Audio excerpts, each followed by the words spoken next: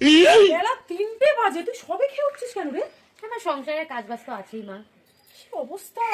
আমার বাড়ি থাকতে যে মেয়ে আমার 1টা থেকে 1:30টার মধ্যে খেয়ে নিত, এখন এখানে বেলা 3টে, এইরকম অবস্থা হয়েছে তো?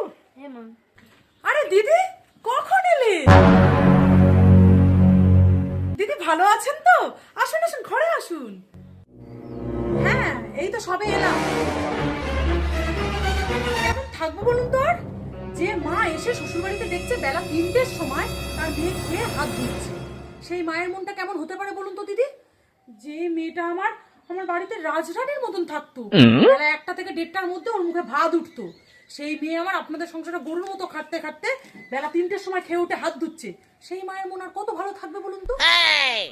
তা দিদি, আপনার মেয়েকে যে বেলায় 1টায় খেতে দেবো, আপনার মেয়ে তো বেলায় 1টায় ঘুম থেকে উঠেছে, তা আপনার মেয়ে কি স্বপ্নে কি আমি গিলিয়ে দিয়ে আসবো খাবার?